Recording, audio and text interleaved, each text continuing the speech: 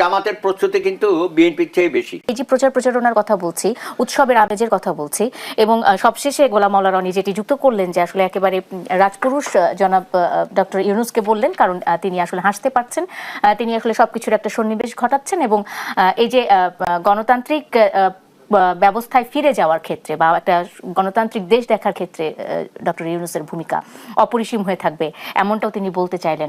আমি আপনাকে নির্বাচনের আমেজ নিয়েই বলতে চাই। নির্বাচনটা প্রচার প্রচারণা তো শুরু হয়ে গেছে, আলোচনা করারও সময় পাবো, কিন্তু আজকে প্রথম দিনের প্রচার প্রচারণা দেখে আপনার কি মনে হলো, যে ধন্যবাদ, কি অবস্থা, কেমন লাগছে? আমাদের সমাজে না কিছু সন্দেহপ্রবণ এবং সন্দেহ বাতিক কিছু লোকজন আছে, তারা গত 17 মাস বলে বেড়াচ্ছে যে ইউনূস খুব দ্রুততম সময়ে বাংলাদেশে কোনো নির্বাচন হবে না। তোমরা খামাখায় লাফালাফি করতেছো, সে দীর্ঘ সময় এখানে থাকবে। এই গ্রুপে আমিও ছিলাম। এবং আন্তর্জাতিক শক্তি তাকে বসেইছে, কন্টিনিউ করবে, এবং তার মাধ্যমে ব্যবসা বাণিজ্য যা আছে সব মোটামুটি বিভিন্ন দেশ তার কাছ থেকে নিয়ে নেবে এবং নিজেও করবে।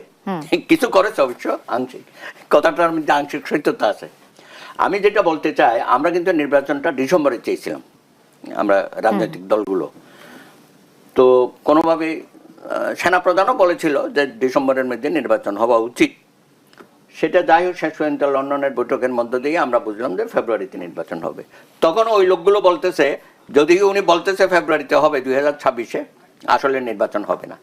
এইভাবে দিনাতিপাত করতে করতে যখন শিডিউল আসলো, বলে শিডিউল দিচ্ছে ঠিকই, কিন্তু শিডিউল অনুযায়ী নির্বাচন হবে না। নমিনেশন হয়ে গেল, উইথড্রল হয়ে গেল, এখনো বলে 12 তারিখে নির্বাচন হবে কিনা।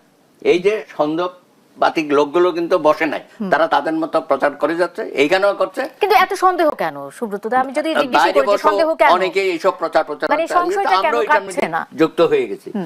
এখন বলবে কি, হ্যাঁ 12 তারিখ নির্বাচন হবে, তবে ক্ষমতা হস্তান্তর হবে না।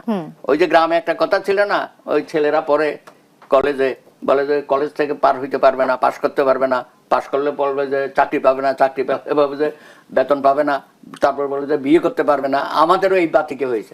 যাই হোক, সকল জল্পনা কল্পনার অবসান ঘটিয়ে 12 তারিখে বাংলাদেশে দীর্ঘ প্রতীক্ষিত একটি নির্বাচন অনুষ্ঠিত হতে যাচ্ছে।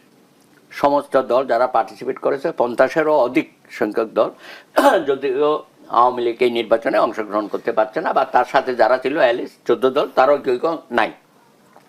তারপরেও আমি মনে করি প্রার্থী সংখ্যা যথেষ্ট হয়েছে। এবং প্রতারণা কিন্তু শুধু যে আজকে শুরু হয়েছে তাই না। আমি কিন্তু 3-4 মাস আগেও যখন গ্রামে গঞ্জে গেছি, জামাত ইসলামী কিন্তু সবার আগে প্রচারে নেমেছে।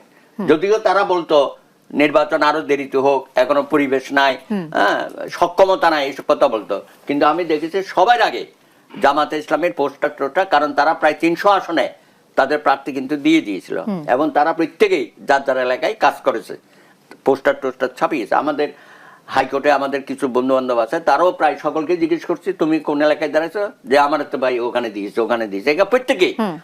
তো সুতরাং জামাতের প্রস্তুতি কিন্তু বিএনপির চেয়ে বেশি।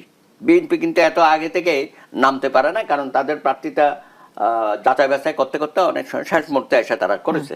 তারপরেও আমি মন্দের ভালো বলি কেন, বিগত নির্বাচনে কিন্তু এত দ্রুত সময়ে প্রার্থী বাছাই হয় নাই, আমার অভিজ্ঞতায় আমি যেটা দেখেছি। এইবার কিন্তু সেটা মোটামুটি সব দলই করেছে। তারপরে তো জোট ভাঙা, জোট গড়া, এগুলো অতীত আমরা দেখেছি।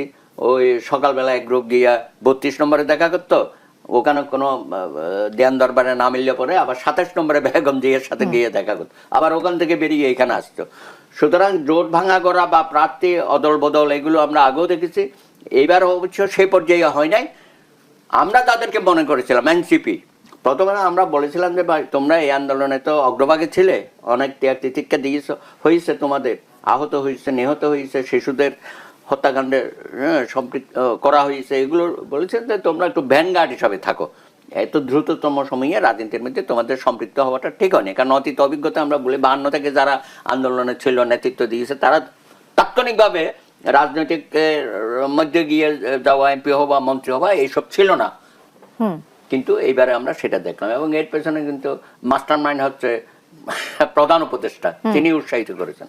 তিনি একদিকে বলে ছাত্ররা আমাকে নিয়োগ দিয়েছে, আর আমি তো দেখলাম যে রাষ্ট্রপতি দিয়েছে, আবার তার অধীনে গিয়ে শপথ নিলেন। সুতরাং আপনার কথার মধ্যে ইমব্যালেন্স ছিল প্রথম দিকে, তো এখন তো বলতে যে ওনার যে হাস্যোজ্জ্বল ছবি আমরা দেখি অসাধারণ।